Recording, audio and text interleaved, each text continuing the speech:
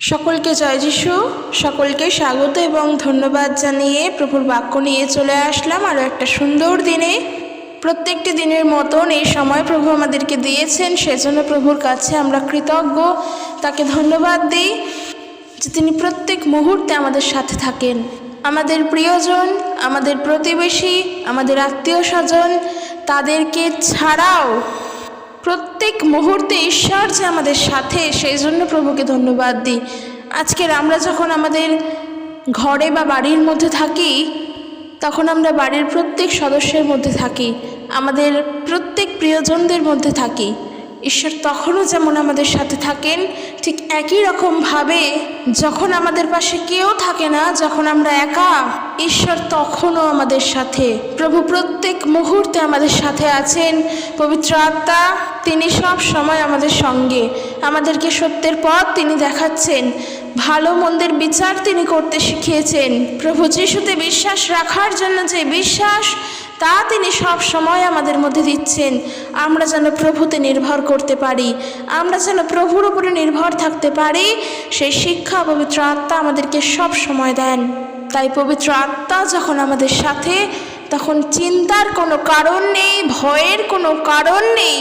যেই মুহূর্তে বুঝি আমার কিছু ঘটতে পারে, এক্ষুনি মনে হয় আমার জীবন চলে গেল, না, তিনি প্রোটেক্ট করছেন আমাদেরকে। ভরসা রাখো, তার উপরে ভরসা রেখে জীবনের প্রত্যেকটা কাজে এগিয়ে চলো, ঈশ্বরের উপরে ভরসা রাখো। আর আমরা বিশ্বাস করি আমরা প্রত্যেক মুহূর্তে প্রভু যিশুর উপরে ভরসা রেখেই জীবনে প্রত্যেক দিন এগিয়ে চলতে পারবো। তো বন্ধুরা, চলো আজকের ভিডিও শুরু করি। আজকের যে বিষয় নিয়ে আলোচনা করব, তা হলো, আমি যেমন বললাম যে প্রভুতে ভরসা রেখে আমরা জীবনে এগিয়ে চলবো, প্রভুর উপরে ভরসা রেখেই আমরা প্রত্যেকটা কাজ করব, তার উপরে বিশ্বাস রেখেই আমরা জীবনে এগোবো। শুধুমাত্র বিশ্বাস রাখলে প্রভুর উপরে হবে না, প্রভুতে চলতে হলে কিছু জিনিসও মনে রাখতে লাগবে। কারণ একটা জিনিস জানবে, প্রভু যিশুতে আমাদের জীবন শুধুমাত্র চার্চের মধ্যে কিংবা মণ্ডলীর মধ্যে সীমাবদ্ধ নয়। প্রভু যিশুতে জীবনে চলছি মানে তোমার জীবনের, আমার জীবনের, আমাদের সকলেরই জীবনের প্রত্যেকটা পদক্ষেপে এগোচ্ছি। যখন কোনো মানুষের সাথে কথা বলছি, তখনও প্রভুর শিক্ষা মাথায় রাখতে লাগবে। যখন কোনো আমাদের থেকে বয়স্ক বা বৃদ্ধ ব্যক্তিদের সাথে চলাফেরা করছি, প্রভুর শিক্ষা তখন মাথায় রাখতে লাগবে। যখন কোনো শিশুদের সাথে আমরা চলাফেরা করি, প্রভুর শিক্ষা তখন মাথায় রাখতে লাগবে। যখন আমরা আমাদের নিজেদের কর্মক্ষেত্রের জন্য এগিয়ে যাই, কারোর থেকে অপমানিত হই, কেউ অপমান করে, কেউ নিন্দা করে, এই সমস্ত ক্ষেত্রে আমাদের মাথায় রাখতে লাগবে প্রভুর শিক্ষা। শুধুমাত্র প্রভু যিশুকে আমি বিশ্বাস করি, আমি মণ্ডলীতে যাই, প্রার্থনা করি, আর আমি যখন জীবনে চলছি, আমার কর্মক্ষেত্রে চলছি, তখন আর আমার মনে থাকছে না যে মানুষের সঙ্গে ব্যবহার করার জন্য প্রভু আমাকে কি শিক্ষা দিয়েছেন। যদি এইটা করি, তাহলে বলবো আমাদের জীবন খ্রিস্টীয় জীবন নয়। কারণ তবে আমাদের জীবন শুধু বিশ্বাসে চলছে, তাও কেমন বিশ্বাসে, যে আমার সমস্যা, আমার অভাব, আমারটা আমার ঈশ্বর জানেন, প্রভু আছেন, আমার কিছু হবে না, এইটুখানির মধ্যে যদি সীমাবদ্ধ জীবন হয়, তাহলে বলবো সেই জীবন খ্রিস্টীয় জীবন নয়। কারণ আমরা যখন প্রভু যিশুর থেকে পরিত্রাণপ্রাপ্ত হই, আমাদের নিজেদের অন্যায় ভুল যখন প্রভুর কাছে প্রার্থনা করে তার জন্য অনুতপ্ত হৃদয় ক্ষমা পাই, প্রভু ক্ষমা করেন, আর আমরা প্রভু যিশুর পবিত্র রক্তে পরিত্রাণপ্রাপ্ত হই, শুধুমাত্র সেটা আমাদের একার জন্য নয়, প্রত্যেকের জন্য, সকল মানুষের জন্য। তাই আমরা যখন প্রভুতে চলছি, আমাদের আচার ব্যবহার সবটাই যেন মানুষের সঙ্গেও ভালো হয়। তবে অবশ্যই মনে রাখতে হবে, সেই আচার ব্যবহার শুধুমাত্র বাইরের মানুষের সাথে নয়, নিজের ঘরের মানুষের সাথে, নিজের পরিবারের সাথেও যেন সত্য হয়। কারণ আমাদেরকে বাক্য যেভাবে বলছে আমরা সেভাবে চলবো। বাক্য শুধুমাত্র নিজের থাকার, ভালো থাকার জন্য শিক্ষা দেয় না, আমরা যেন একত্রিত হয়ে সত্যে চলতে পারি।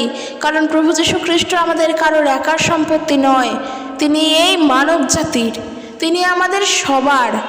আমাদেরকে বাক্য যেভাবে শিক্ষা দিচ্ছে আমরা সেভাবে চলবো।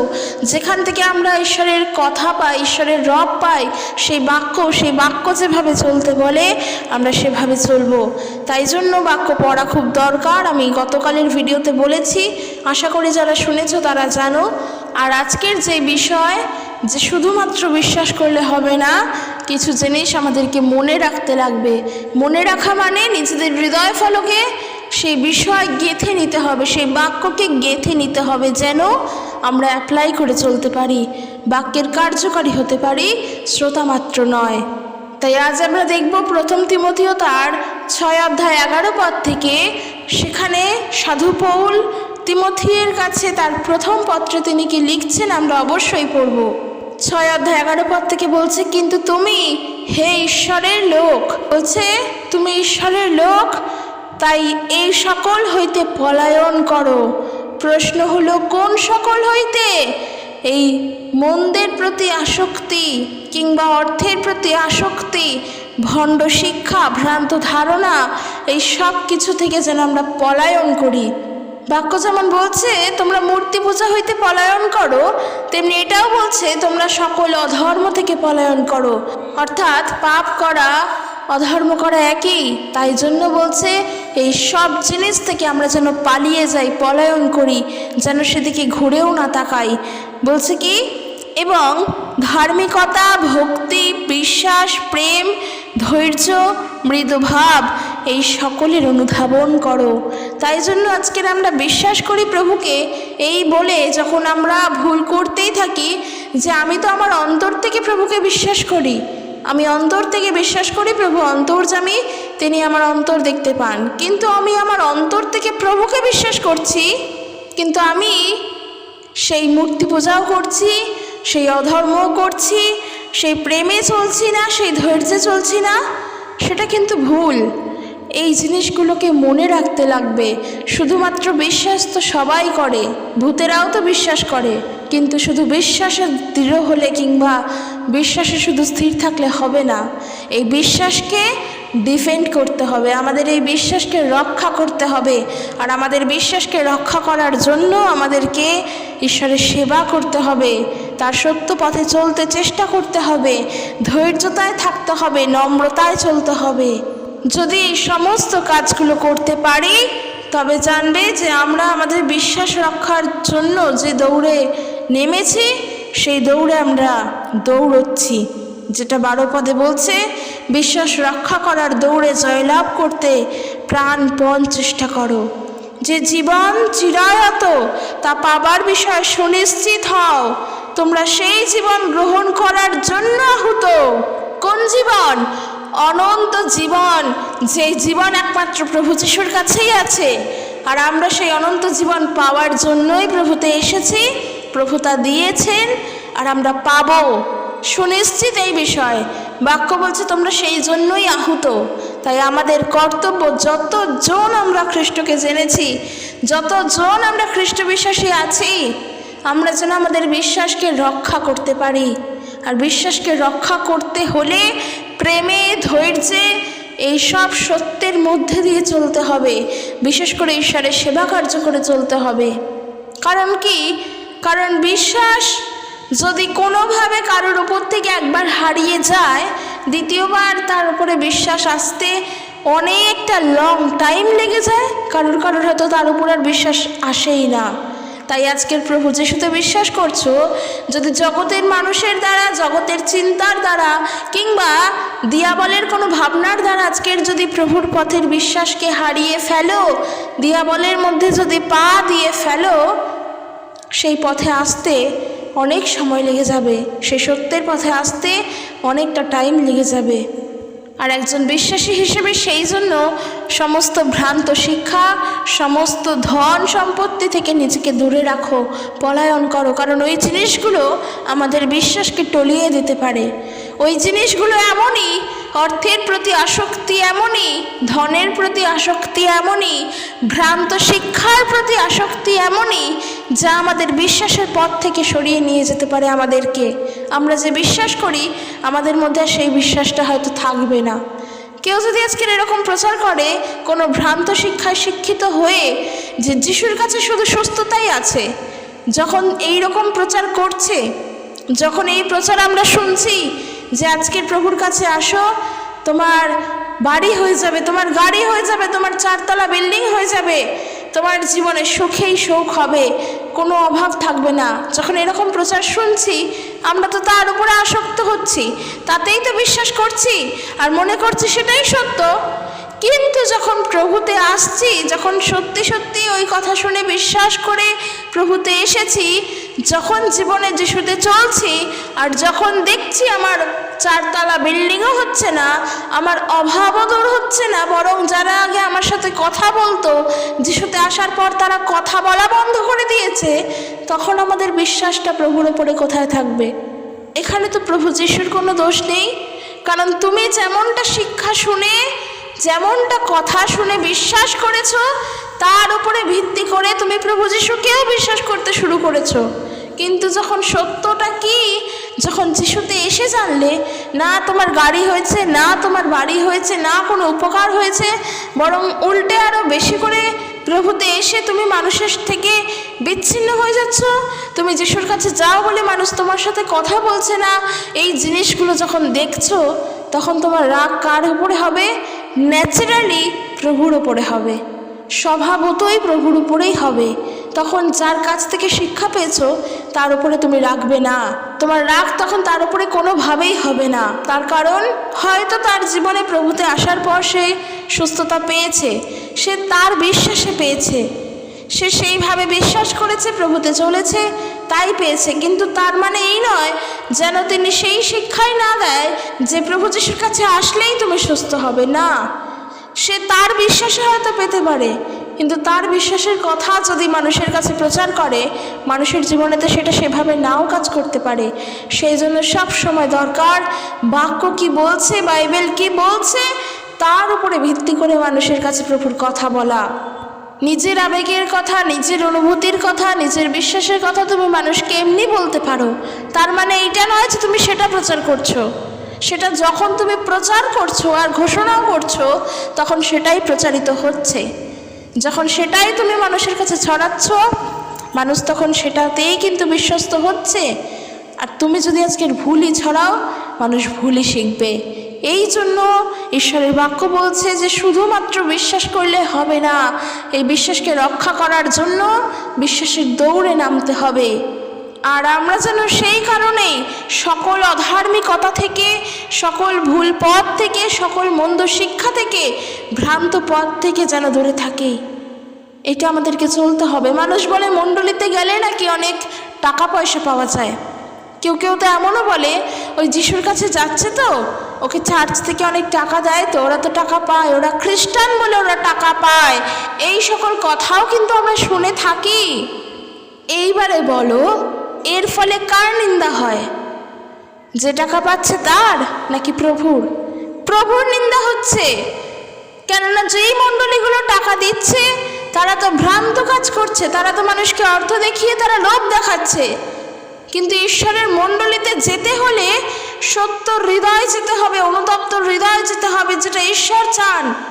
ঈশ্বর আমাদের থেকে অর্থ চান না। মণ্ডলীতে গেলে আমরা অর্থ পাই না, এটা ভুল। যে দিচ্ছে তার প্রেক্ষাপট আছে, দেখো সে কী কারণে দিচ্ছে, আর যেই মণ্ডলী দিচ্ছে না সে কেন দিচ্ছে না, কারণ খোঁজার চেষ্টা করো। ঈশ্বর কখনোই আমাদের থেকে অর্থ চান না যেন আমরা তার কাছে অর্থ দিই। তিনিও যে আমাদেরকে পুরো ভরিয়ে দিচ্ছেন এমনটাও নয়, কিন্তু হ্যাঁ এটা গর্ব করে বলতে পারি তিনি ভরিয়ে দিচ্ছেন আমাদেরকে। কিসে? তার অনুগ্রহে, তার প্রেমে, তার ধৈর্যে, তার দয়ায়, তার শান্তিতে। প্রভু যিশুতে আমরা পরিপূর্ণ, কারণ তার অনুগ্রহ আমাদের সাথে, ঈশ্বরের অনুগ্রহ আমাদের সাথে। তাই জন্য অবশ্যই মনে রাখতে লাগবে, প্রভুতে যখন চলছি, যখন এগোচ্ছি, এই ভ্রান্ত শিক্ষাগুলো থেকে যেন দূরে থাকি, এই অধার্মিকতাগুলো থেকে যেন দূরে থাকি, নিজেদের বিশ্বাসকে রক্ষা করার জন্য যেন প্রাণপণ চেষ্টা করি। কারণ মথিলিখিত সুসমাচার তার 5 অধ্যায় 14 পদ থেকে প্রভু যিশু তিনি কি বলছেন দেখো। প্রভু বলছেন, তোমরা জগতের দীপ্তি, পর্বতের উপরে স্থিত নগর গুপ্ত থাকিতে পারে না, আর লোকে প্রদীপ জ্বালিয়া কাঠার নিচে রাখে না, কিন্তু দীপাধারের উপরেই রাখে, তাহাতে তাহা গৃহস্থিত সকল লোককে আলো দেয়। যেটা আমার মেন বিষয়, মেন পয়েন্ট 16 পদ, তদ্রূপ তোমাদের দীপ্তি মনুষ্যদের সাক্ষাতে উজ্জ্বল হোক, যেন তাহারা তোমাদের সৎ ক্রিয়া দেখিয়া তোমাদের স্বর্গস্থ পিতার গৌরব করতে পারে। আমেন। কতটা গুরুত্বপূর্ণ কথা প্রভু যিশু তিনি বলছেন। কতটা সৎ ক্রিয়া করে জীবনে এগোতে হবে যে মানুষ একজনকে দেখলে ঈশ্বরের নামের গৌরব করবে। অর্থাৎ আমাদের ক্রিয়া সকল কতটা সৎ করতে হবে। আর আজকের যদি আমরাই মানুষের কাছে শিক্ষা দিই যে শুধু বিশ্বাস করলেই যথেষ্ট, তুমি যখন জীবনে চলছো তখন কোনো গুণই তোমার প্রকাশ পাচ্ছে না যেই গুণ প্রভুতে ছিল। কারণ বাক্য বলছে ফিলিপিও তার 2 অধ্যায় 5 পদ, খ্রিস্ট যিশুতে যে ভাব ছিল তাহা তোমাদিগতেও হোক। অর্থাৎ আমাদের কাজের সময়, আমাদের জীবনে চলার সময় যদি কোনো ভাবই না থাকে খ্রিস্টের যে গুণ ছিল, যে ভাব ছিল, তাহলে আমরা কি করে বলবো যে আমরা বিশ্বাসী সত্য পথে এগোচ্ছি? কিভাবে বলবো? কারণ আমি দেখাচ্ছি আমি বিশ্বাস করি, আমি প্রভুকে বিশ্বাস করি। আর আমি যখন প্রভুকে বিশ্বাস করি তখন মানুষও জানবে যে আমি কতটা প্রভুতে সুন্দর করে চলছি, মানুষ এটাই জানছে। কিন্তু আমি যদি প্রভুতে থেকে পলিটিক্সের চিন্তা নিয়ে চলি, যদি অন্যরকম ছলনার আশ্রয় নিয়ে চিন্তা করে চলি, কূটনৈতিক আশ্রয় নিয়ে, ছলনার আশ্রয় নিয়ে চিন্তা করে চলি, তবে কি সত্যিই আমরা আমাদের বিশ্বাসের লক্ষ্যে জয়ী? তবে কি সত্যি আমরা আমাদের বিশ্বাসের লক্ষ্যে যে দৌড়চ্ছি সেটা সত্য? তবে কি সত্যি আমরা সত্য পথে চলছি? কোনো দিনের জন্য নয়। তাই একজন বিশ্বাসীর জীবন কখনোই প্রাচুর্যতায় পরিপূর্ণ নয়। একজন বিশ্বাসীর জীবন কখনোই ধন সম্পদে পরিপূর্ণতা নয়। একজন বিশ্বাসীর জীবন কখনোর জন্যই প্রভাবশালীতে, অর্থশালীতে পরিপূর্ণতা নয়। একজন বিশ্বাসীর জীবন সৈনিকদের মতন। অর্থাৎ সৈনিকরা যখন যুদ্ধ করে তখন তাদের পরিবারকেও তারা ভুলে যায়, কারণ তাদের প্রায়োরিটি তাদের দেশ। অর্থাৎ এক দেশের সঙ্গে যখন অন্য দেশের যুদ্ধ লাগে তখন তো আমাদেরকে রক্ষা করে আমাদের সৈনিকরাই। তারা তো দিন রাত সারাটাক্ষণ যুদ্ধ করে, চিন্তা করে না যে তার পরিবারে কে আছে, চিন্তা করে না তার কত অর্থ সম্পদ আছে, তার কোন ব্যাংকে কোন টাকা আছে, কে আছে না আছে, সেগুলো তাদের বিষয় নয়। কারণ তখন তারা যুদ্ধ করে, তারা দেশ বাঁচায়, দেশের মানুষদের রক্ষা করার জন্য। ঠিক একইভাবে আমাদেরকেও প্রভু যীশু খ্রিস্টের বিশ্বস্ত সৈনিক হয়ে উঠতে হবে। আমরা কাজ করছি কার জন্য? প্রভুর জন্য। প্রভু যীশুর জন্য যদি কষ্ট ভোগ করতে হয় তবে তাই করব। কেননা সৈনিকরা কিন্তু দেশের জন্য প্রাণ দেয়, তারা শহীদ হয়। তারা শহীদ হয়ে এই দেশের উদ্দেশ্যে তারা নিজেদের রক্তকে ঝরায়। আমরা যদি প্রভু যিশুর জন্য লড়াই করি, অর্থাৎ সত্যের জন্য লড়াই করব, কারণ আমরা ঈশ্বরের পক্ষে, ঈশ্বরও আমাদের পক্ষে। কাজেই যিশুর জন্য যদি লড়াই করতে গিয়ে কষ্টভোগও করতে হয়, তবে ঈশ্বরের একজন বিশ্বস্ত অনুমোদিত কর্মী হিসেবে, বিশ্বস্ত সৈনিক হিসেবে এটা আমাদের কর্তব্য। আর এই কথা আমরা নিজেরা কেউ বলি না, বাক্য বলছে আমাদের এই কথা। 2 তিমথিও তার 2 অধ্যায় 3 পদে বাক্য বলছে, তুমি খ্রিস্ট যিশুর উত্তম যোদ্ধার মতো। অর্থাৎ সেই সময় যদি আমাদের ক্লেশ ভোগও করতে হয় তবে আমাদেরকে সেই ক্লেশ ভোগ করতে হবে। তাই এগুলো মনে রাখতে লাগবে যে যিশুতে আমাদের জীবন কখনো প্রাচুর্যতায় ভরা নয়, সম্পদে ভরা নয়। সম্পদ যদি কিছু সঞ্চয় করতেই হয় যিশুতে থেকে, তাহলে বলবো ঈশ্বরের জ্ঞানকে সঞ্চয় করো, ঈশ্বরের বাক্যকে সঞ্চয় করো। ঈশ্বরের বাক্য আমাদের সম্পদ, প্রভু যিশুই আমাদের সম্পদ। তাই তার বাক্যকে স্মরণ করে যেন জীবনে এগোতে পারি আর সত্যের পথে যেন চলতে পারি, এই সত্যের জন্য যেন চেষ্টা করতে পারি, বিশ্বাস, ভালোবাসা, ধৈর্য এবং নম্রতায় চলতে যেন চেষ্টা করতে পারি। আর 12 পদ থেকে বলছে, 1 তিমথিও তার 6 অধ্যায় 12 পদ থেকে, বিশ্বাস রক্ষা করার দৌড়ে জয়লাভ করতে প্রাণপণ চেষ্টা করো, যে জীবন চিরায়ত অর্থাৎ তোমরা পাবে সুনিশ্চিত, তার জন্যই তো তোমরা আহুত, সেই জীবন গ্রহণ করার জন্য তোমরা আহুত। তাই 14 পদ থেকে বলছে, যা তোমাকে আদেশ করা হয়েছে তা পালন করো। কেন? কারণ এখন থেকে প্রভু যীশু খ্রিস্ট পুনরায় না আসা পর্যন্ত অনিন্দনীয়ভাবে, অনিন্দনীয় আচরণে আমরা যেন আমাদের সকল দায়িত্ব পালন করে চলতে পারি। প্রভু যীশু খ্রিস্টের দ্বিতীয় আগমন যতদিন না হচ্ছে ততদিন পর্যন্ত যদি আমরা বেঁচে থাকি, যদি আমাদের মৃত্যু না হয়, আমরা যেন অনিন্দনীয়ভাবে, যেই আচরণে কেউ কখনো নিন্দা করবে না, ঠিক সেইভাবে যেন বাঁচতে পারি। আর যিশুতে আমাদেরকে চলতে হলে যদি বলি আমি প্রভুর সাথে যুক্ত, আমাদেরকে এই আচরণেই বাঁচতে হবে। কেন? দেখো, প্রভু যীশু খ্রিস্টের তার তো নিজের কোনো ভুল ছিল না, তার নিজের কোনো পাপ ছিল না। এমনকি যখন প্রভুকে ক্রুশে দেওয়ার সময়, সেই সময়ও তার মুখে ছলনার আশ্রয় দেখা যায়নি। সেই সময়ও মানুষ তাকে বলেছে, একে কেন ক্রুশে দেওয়া হচ্ছে, এর তো কোনো পাপ নেই। তিনি তার জীবনে কতটা অনিন্দনীয়ভাবে ছিলেন। তিনি তো ঈশ্বর, তিনি তো পবিত্র, তবে আমরা তো তার জীবন থেকে শিক্ষা গ্রহণ করি। তিনি তো একজন বিশ্বস্ত ছিলেন, তার কথা হ্যাঁ তো হ্যাঁই হতো, তার কথা কোনোদিনও না হয়নি। তিনি সত্যের। আর ওই রকমভাবে যদি বাঁচতে হয় তবে তো আমাদেরকে ক্লেশ ভোগ করতেই হবে, কারণ এই সমাজ, এই জগৎ এখন সত্যের মুখে চলছে না, সত্যের বিপরীত মুখে চলছে। যে যত বেশি মানুষকে ঠকাবে সে তত বেশি বড় হতে পারবে। সমাজ এখন এভাবেই চলছে। আর সেই জায়গায় দাঁড়িয়ে যদি আজকে তুমি সৎ পথে চলার চেষ্টা করো, সমাজ তোমাকে তো দেবেই না, উপরন্তু তোমাকে অনেক খারাপ খারাপ করে নিচু করতে পারে, যে তুমি কিছু জানো না, তুমি বোকা, তুমি মূর্খ, এই সব কিছু বলতে পারে। কিন্তু সবসময় সৎ পথে থাকতে হবে। সমাজ হয়তো পরিবর্তন হয়ে গিয়েছে, সত্য হয়তো সমাজ থেকে হারিয়ে গিয়েছে, কিন্তু যখন ঈশ্বরের সৃষ্টি আমরা মানুষ, এই সমাজকে আবার আমরাই পরিবর্তন করতে পারি। আমরা যেন সত্যের পথে চলতে পারি, সত্য শিক্ষায়। আর সেই সত্য শিক্ষা অবশ্যই ঈশ্বরের থেকে আসবে। সমাজের বিষয় তো বললাম, কিন্তু সমাজের থেকেও যেটা বড় বিষয় তা হলো যদি চিন্তা করি নিজেদের মণ্ডলীর বিষয়। যদি মণ্ডলী আজকে মন্দ পথে চলে, ভুল পথে চলে, ভুল শিক্ষায় চলে, তবে আমাদেরই কর্তব্য সেখানে সত্যকে বলা। কাজেই মুখ আমাদেরকে খুলতেই হবে।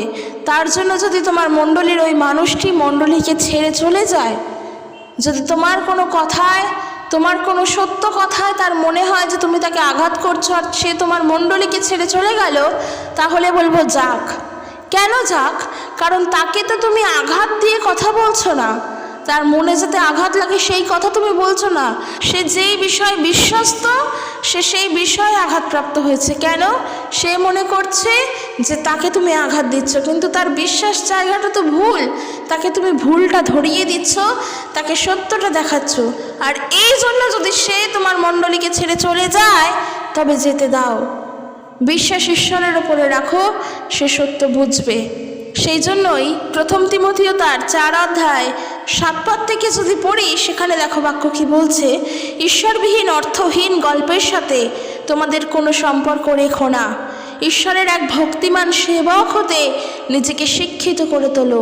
এটা আমাদের জন্য বলছে, সবার জন্য বলছে যে খ্রিস্ট যিশুর উত্তম সেবক হও। 8 পদে বলছে, শরীর চর্চায় কিছু উপকার হয় বটে, অর্থাৎ আমরা আমাদের ফিটনেস রাখার জন্য, নিজেকে ভালো রাখার জন্য শরীর চর্চা করি বটে, সেটা কিন্তু ভালো। কিন্তু তার থেকেও যেটা কল্যাণকর, যেটা দরকার, তা হলো ঈশ্বরের সেবা করা। যদি আমরা এটা সাধু ভাষায় দেখি, তবে 1 তিমথিও তার 4 অধ্যায় 7 পদ থেকে বলছে, কিন্তু ধর্মবিরূপক এবং জড়াতুর স্ত্রীলোকের যোগ্য গল্প সকল অগ্রাহ্য করো, আর ভক্তিতে দক্ষ হইতে অভ্যাস করো। কেননা শারীরিক দক্ষতার অভ্যাস অল্প বিষয়ে সুফলদায়ক হয়, কিন্তু ভক্তি সর্ববিষয় সুফলদায়িকা, তাহা বর্তমান ও ভবিষ্যৎ জীবনের প্রতিজ্ঞাযুক্ত। তাই আমাদেরকে ধ্যান দিতে হবে প্রভুর বাক্যের বিষয়। আমরা প্রভু যীশু খ্রিস্টের উত্তম সেবক হতে চেষ্টা করব, আর তার জন্য অবশ্যই সত্যে চলতে হবে। যেখানে কোনো ঈশ্বরের বিষয় নেই, ঈশ্বরের কথা নেই, অর্থহীন কথাবার্তা, সেখানে আমাদেরকে চললে বা আমাদের সেখানে থাকলে হবে না। কারণ আমরা নিজেকে ঈশ্বরের কাছে পরীক্ষা সিদ্ধ ব্যক্তি হিসেবে গড়ে তুলতে চাই। তাই অবশ্যই মাথায় রাখা উচিত যে শুধু বিশ্বাস করলে প্রভুতে চলা হয় না, তার জন্য প্রভুর সেবা কার্য করতে হবে, নিজেদের বিশ্বাসকে রক্ষা করতে হবে। যে যদি কোনো রকমভাবেও দিয়াবলের কার্য আমাদের জীবনে আসে, যদি দিয়াবল আসে আমাদের জীবনে কাজ করতে, আমরা প্রভুর পথ থেকে সরছি না।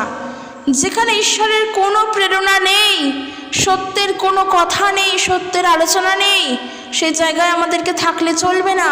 যতই বিশ্বাসী হই, যদি আমরা বলি যে আমার মন তো জানে আমি প্রভুকে বিশ্বাস করি আর আমার মন জানলেই হলো, কিন্তু যখন আমরা বন্ধু বান্ধবদের সাথে মিশি, যেখানে ঈশ্বরের কোনো কথা আলোচনা করা হয় না, যেখানে তারা ঈশ্বরের বিষয়ে জানে না, সেই জায়গায় যদি থাকি, তাদের সাথে সামিল হই, তাহলে বলবো আমরাও ভুল করছি। হ্যাঁ, আমরা ভুল করছি, কারণ ঈশ্বরের প্রেরণা যেখানে নেই সেখানে থাকা যাবে না। আর সেই জন্যই 2 তিমথিও তার 2 অধ্যায় 16 থেকে ঈশ্বরের বাক্য বলছে, কিন্তু বাজে জাগতিক আলোচনা যার মধ্যে ঈশ্বরের কোনো প্রেরণা নেই তার থেকে দূরে থাকো। ওই ধরনের কথাবার্তা মানুষকে ক্রমে ক্রমে ঈশ্বরের পথ থেকে, ঈশ্বরের থেকে দূরে নিয়ে যায়। যারা এই ধরনের আলোচনা করে তাদের শিক্ষা কর্কট রোগের মতো ছড়িয়ে পড়ে। আর সেই জন্য ঈশ্বরের মণ্ডলীতে ঈশ্বরই তার ভিতকে স্থাপন করবেন, দৃঢ় ভিতকে। আর তার জন্য আমাদেরকে ঈশ্বরের পরীক্ষা সিদ্ধ হয়ে চলতে হবে, যেন আমরা সত্য শিক্ষায় সেই মণ্ডলীর জন্য কিছু করতে পারি। আর মণ্ডলীর জন্য কিছু করা মানে ঈশ্বরের সেবা করা। যদি সেখানে প্রভুর বাক্যও বলি, যেন সেটা সত্য হয়। যা করব সত্যভাবে, সৎভাবে, নততায়, নম্রতায়, উগ্রভাবে নয়, কিংবা নিজেকে বিশ্বাসী বলে প্রমাণ করার দাবিতেও নয়। তাই অবশ্যই মাথায় রাখতে লাগবে, প্রভুকে যেমন বিশ্বাস করি, প্রভুকে যেমন প্রেম করি, প্রভুকে যেমন ভালোবাসি, ঠিক একইভাবে আমরা যেন মানুষের সঙ্গে যখন জীবনে চলবো, তখনও যেন এই সব কিছু মনে রেখে চলতে পারি। শুধুমাত্র যিশুকে বিশ্বাস করছি, যিশুকে প্রেম করছি সেটা নয়, যখন একে অপরের সাথে চলবো তখনও যেন আমরা সত্যে চলতে পারি। আর আমরা যেন নিজেদেরকে ঈশ্বরের কাছে পরীক্ষা সিদ্ধ করতে পারি। কারণ আমরা যখন মণ্ডলীতে যাই, বিশেষ একটি দিন রবিবার করে যখন মণ্ডলীতে যাই, ওই দিনটি মানুষ আমাকে দেখতে পায়। ওই দিনটিতে আমরা কি করছি, প্রভুর জন্য কতটা সেবা কার্য করছি, কতটা বাক্য বলতে পারছি, এই সবটা তখন মানুষ আমাকে দেখতে পায়। কিন্তু যে আরও বাকি 6টা দিন, সপ্তাহের যে আর বাকি 6টা দিন, সেই 6খানা দিন তো আমরা বাড়িতেই থাকি, সেই 6টা দিন তো আমরা বাড়িতেই থাকি। তখন আমরা কিভাবে চলছি, নিজেদের কর্মক্ষেত্রে কিভাবে চলছি, সেগুলো তো ঈশ্বর ফলো করছেন। তাই রবিবার করে মানুষকে দেখানো নাকি বাকি 6টা দিন, সেই দিনগুলো ঈশ্বরকে দেখানো আমাদের জন্য গুরুত্বপূর্ণ? অবশ্যই উত্তর দেবে, অবশ্যই। কারণ কি, মানুষের সামনে আমরা যখন ভালো, ওই মানুষগুলো তখন আমার ক্রিয়া সকল দেখে প্রভুর নামের গৌরব করে, সেটা খুব ভালো। কিন্তু প্রত্যেক দিনের জীবনে যদি আমরা অন্যভাবে চলি, প্রত্যেক দিনের জীবনে চলার পথই যদি আমাদের ভুল হয়, যদি সেখানে আমাদের ধৈর্য, প্রেম, ভালোবাসা, শান্তি যদি না থাকে, তবে সেটা তো ঠিক নয়, সেটা তো কখনোই প্রভুতে সত্যভাবে চলা নয়। কারণ আমরা যখন বলি ঈশ্বরের সাথে আমরা যুক্ত, ঈশ্বরের সাথে আমাদের সহভাগিতা আছে, যদি আমরা এটা মুখেই বলি, আমাদের হৃদয় যদি সেটা না বলে, তবেই তো আমরা ভুল করছি। যদি আমরা যোহনের প্রথম পত্র তার 1 অধ্যায় যদি আমরা 6 পদ থেকে পড়ি, সেখানেই আমরা পাবো। সেখানে বাক্য বলছে, তাই আমরা যদি বলি যে ঈশ্বরের সঙ্গে আমাদের সহভাগিতা আছে, কিন্তু যদি অন্ধকারে জীবনযাপন করতে থাকি, তাহলে মিথ্যা বলছি ও সত্যের অনুসারী হচ্ছি না। কারণ ঈশ্বর তিনি জ্যোতিতে আছেন, আর আমরাও যদি সেই রকম জ্যোতিতে বাস করি, তবে বলা যায় আমাদের পরস্পরের মধ্যে সহভাগিতা আছে। কার সাথে? ঈশ্বরের সাথে আমাদের সহভাগিতা আছে। কারণ ঈশ্বরের পুত্র প্রভু যিশুর রক্তে আমাদেরকে সমস্ত পাপ থেকে শুচি করে। তাই আমরা যদি বলি যে আমাদের কোনো পাপ নেই, তাহলে আমরা নিজেদেরকে ঠকাই এবং তার সত্য আমাদের মধ্যে নেই। ঈশ্বরের সত্যকে নিজেদের অন্তরে রাখার জন্য সত্য কথা বলে সত্যের জন্য এগিয়ে চলতে হবে, সত্যের জন্য আমাদেরকে প্রাণপণ চেষ্টা করতে হবে। তাই বলছে আমরা যদি নিজেদের পাপকে স্বীকার না করি, যদি আমরা একে অপরের সাথে ভুলভাবে চলি, যদি আমরা মিথ্যাভাবে চলি অথচ বলেই চলেছি আমি বিশ্বাস করি, বিশ্বাসে আমি আছি, তাহলে আমরা নিজেদেরকে ঠকাচ্ছি। আজকের যদি বলি যে আমি প্রভুতে চলছি সত্যভাবে কিন্তু চলছি ভুল, সেটা আমি নিজে বুঝতে পারছি, নিজেদেরকে ঠকাচ্ছি, তখন নিজেদের বিবেক থেকে নিজেদের একবার হলেও জানান আসবে যে তুমি ভুলভাবে চলছো, তুমি মিথ্যা বলছো।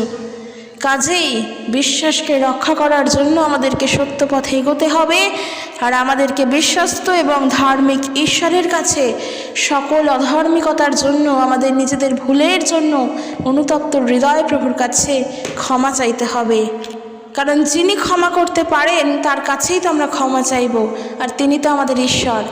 আর এই জন্যই বিশ্বাসে তো থাকতেই হবে, ভালোবাসা, প্রেমে, ধৈর্যে একে অপরের সাথে সত্যভাবে এগোতে হবে, আমাদেরকে মাথায় রাখতে লাগবে। তো আজকের আমি যেটা বলছিলাম, গতকাল আমি বলেছি প্রভুর বাক্যকে সেই জন্য বেশি করে ধ্যান দিতে হবে। যদি মানুষের কাছে বলি যে প্রভুর বাক্য আমি পড়ি, প্রভুর বাক্য আমি জানি, অথচ আমি নিজে কি করছি সেটাও আমি ভালো করে জানি, কারোর কাছে দোষী হই চাই না হই, সর্বপ্রথম নিজেদের বিবেকের কাছে দোষী হব।